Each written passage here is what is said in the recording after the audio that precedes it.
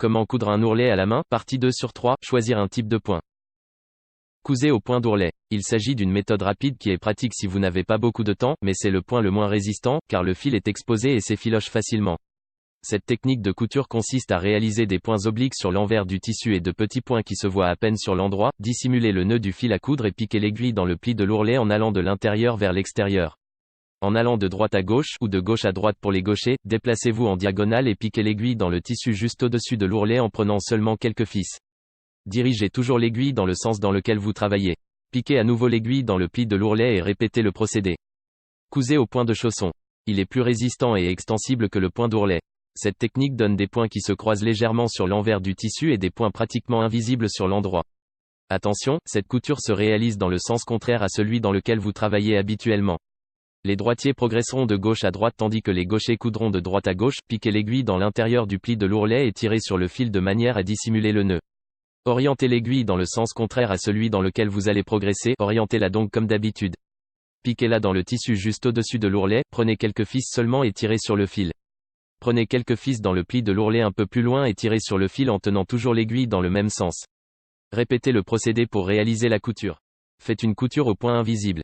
Cette technique consiste à faire de minuscules points propres sur les deux faces du tissu de manière à obtenir une apparence très soignée. Si vous êtes droitier, travaillez de droite à gauche en orientant l'aiguille vers la gauche.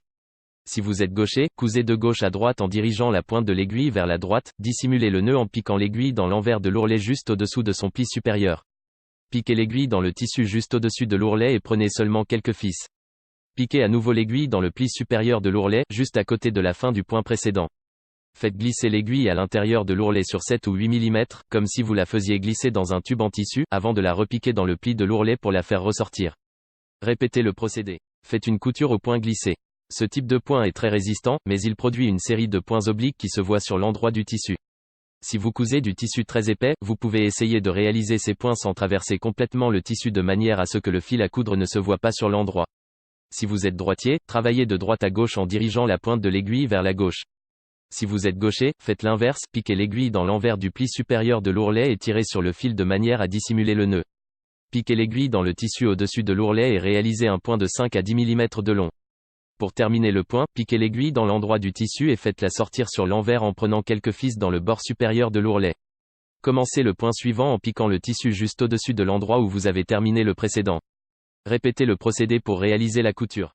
Merci d'avoir regardé cette vidéo, n'hésite pas à liker et à t'abonner à la chaîne, dis-moi ce que tu penses dans les commentaires.